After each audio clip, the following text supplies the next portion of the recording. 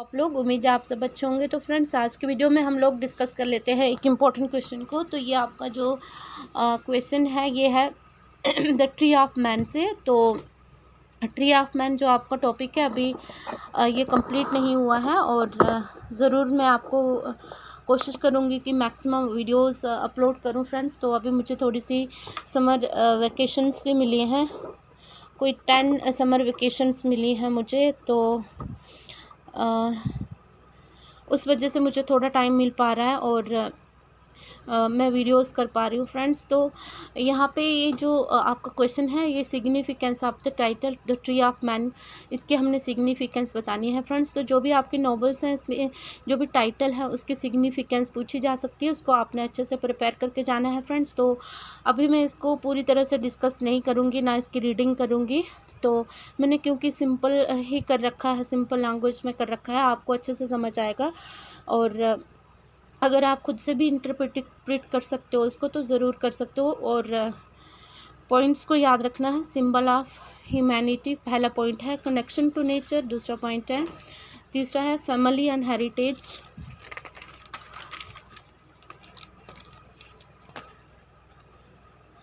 Next point है इसका life cycle and growth, symbol of stability, existential exploration fifth point है आपका, metaphor for growth. अगर आपके समझ में नहीं आ रहा है तो ज़रूर से आप कमेंट कीजिए, मैं फिर से जो है इस पे डिस्कशन कर लूँगी आपके साथ। फिर 8 पॉइंट है spiritual and mythical connotation, 9 point है इसका नरेटिव स्ट्रक्चर एंड यूनिटी, और इसके बाद फिर आपको कंक्लूज़न ऐड करना है। और मैंने बताया आपको इंट्रोडक्शन और कंक्लूज़न ज़रूर से ऐड करना है। बेशक मैंने अगर नहीं भी किसी क्वेश्चन में करी है इंट्रोडक्शन, तो आपको खुद से करनी है, क्योंकि पैट्रिक वाइट के बारे में तो आप बहुत कुछ पढ़ चुके हो, और इनकी नॉवल ट्री ऑफ मैन इसके बारे में इंट्रोडक्शन दे देनी है, इनके पैट्रिक वाइट के बारे में बता देना है, इनका बॉर्न, इनके इंपॉर्टेंट वर्क्स को बता देना है, उसके बाद फिर नॉवल के बारे में थोड़ा बहुत बता देना है। उसके बाद फिर जो है वो आप अपने नेक्स्ट जो इसका पार्ट जो है वो कर सकते हो। तो फिर भी मैं थोड़ा बहुत आपको इसकी सिग्निफिकेंस बता देती हूँ आपको कि मतलब ये जो टाइटल है क्या सिग्निफाई करता है। कि जैसे एक पेड़ होता है, तो पेड़ कैसे बनता है, उसके बीज से बनता है, उसको हम ज़मीन में उसको बोते हैं, फिर वो वहाँ से अंकुर फूटता है और बेबी प्लांट आता है। बेबी प्लांट आने के बाद फिर वो धीरे धीरे अपने चाइल्डहुड में आता है, फिर अपनी एडोलसेंस यंग एज में आता है, उसके बाद फिर ये अपनी मिडिल एज में जाता है। और इसके साथ साथ वो बहुत सारे संघर्ष भी कर रहा होता है, ग्रो कर रहा होता है खुद को हर तरह से, मतलब अपनी सिर्फ बॉडी से ग्रो नहीं कर रहा होता है, मतलब वो बहुत कुछ दे रहा होता है, फ्रूट्स वगैरह, अपनी जो भी फ़ायदे की चीज़ें हैं वो लोगों को दे रहा होता है, मतलब अपनी ग्रोथ कर रहा होता है, उसमें मतलब देने की क्षमता होती है। और फिर वो क्या करता है, एंड में वो बूढ़ी स्टेज में चला जाता है, मिडल के बाद फिर वो ओल्ड हो जाता है, फिर सूख जाता है, फिर गिर जाता है, फिर उसका अस्तित्व जो है वो मिट जाता है, लेकिन वो रहता है एक जगह पे ही है।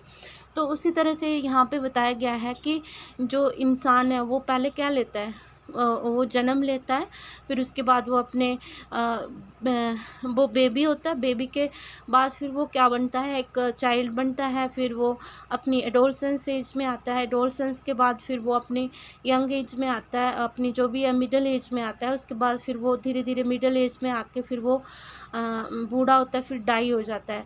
तो जिस तरह से ये पेड़ जो है वो अपनी जगह स्टेबल रहता है, अपने रूट्स को एक जगह ही रखता है, वो कभी जगह चेंज नहीं करता, तो उसी तरह से जो एमी और स्टैन है इस नॉवल के जो प्रोटैगनिस्ट, तो वो दोनों जो है वो एक जंगल की जो ज़मीन को क्लियर करके जिधर उन्होंने अपना घर बनाया होता है, तो उसी फार्म पे वो काम करते हैं अपने जो भी हैं, मतलब रूरल सेटिंग में वो लोग रहते हैं, उधर ही वो मतलब बूढ़े भी हो जाते हैं, उनके जो बच्चे हैं वो वो भी बड़े हो जाते हैं, शहर में चले जाते हैं, वहाँ पे वो अपनी ग्रोथ करते हैं। बट वो एमी और स्टैन जो है वो वहीं पे डाई हो जाते हैं और वो वहाँ से जाते नहीं हैं। मतलब उनका अस्तित्व वहीं मिटता है जहाँ पे वो रहते थे। मतलब एक पेड़ की तरह एक जगह ही रहते हैं, उधर ही वो मर जाते हैं। और उसके बाद फिर उनका आगे जो है वो एक फैमिली ट्री दिखाया गया है। फैमिली ट्री का मतलब कि जैसे उनके आगे बच्चे थैलेमा और उनका एक बेटा होता है, और उन बच्चों के आगे एक बच्चा, उन बच्चों के आगे भी जो है वो फैमिली होती है। थैलेमा शादी कर लेती है और उनका जो बेटा है वो भी अच्छी तरक्की करता है, लेकिन किसी स्कैंडल के चक्कर में जो है वो फंस जाता है, डाई हो जाता है। फिर इनका ग्रैंडसन दिखाया गया है जो कि प्रॉपर्टी का ऑनर बनता है बाद में, और वो अपने पेरेंट्स को याद कर रहा होता है। तो इस तरह से जो पेड़ है वो सिग्निफाई करता है इन चीज़ों को। और उसके बाद फिर एडेप्टेशन आता है फ्रेंड्स। तो एडेप्टेशन में क्या होता है कि किसी माहौल में ढल जाना उस मौसम के हिसाब से। तो हम देखते हैं कि जो पेड़ होता है वो जिस भी मौसम में, जिस भी मतलब क्लाइमेट में वो पेड़ होता है, तो वहाँ पे उसके लिए जो चाहे जितनी गर्मी हो, चाहे जितनी ठंडी हो, वो उस मौसम में वैसा का वैसा खड़ा रहता है। वो सभी स्टॉर्म्स को, विंड्स को सहन करता है, बर्फ़ को सहन करता है, रेनफॉल को सहन करता है, हर चीज़ को वो सहन करता है, गर्मी को सहन करता है। बट एक ही जगह पे वो उन चैलेंजेस को फेस करता रहता है, वो खुद को अडाप्ट करता है और जो है वो ग्रो करता रहता है। तो उसी तरह से जो एमी और स्टैन है यहाँ पे, तो वो क्या करते हैं, वो एक जगह पे रहते हैं और वहाँ की जो हार्श जो कंडीशंस हैं उनको फेस करते हैं। मतलब रूरल लाइफ के जो स्ट्रगल्स हैं उनको फेस करते हुए वो जो है वो लास्ट में डाई हो जाते हैं। तो ये और भी बहुत सारी चीज़ें हैं जो इस टाइटल की सिग्निफिकेंस को बताती हैं। तो ये जो मेरी इंटरप्रिटेशन थी, आपकी क्या इंटरप्रिटेशन है, आप अपने हिसाब से भी बता सकते हो। नहीं बता सकते तो क्योंकि समय तो नहीं है आपके पास ज़्यादा सोचने के लिए, तो ये पॉइंट्स को याद रखो और इसको एक्सप्लेन कर दो। तो आई होप फ्रेंड्स आपको ये वीडियो अच्छी लगी होगी। आप लोग मुझे बहुत बहुत प्यार दे रहे हो, तो आपके प्यार के लिए बहुत बहुत धन्यवाद। Love you all. Bye bye.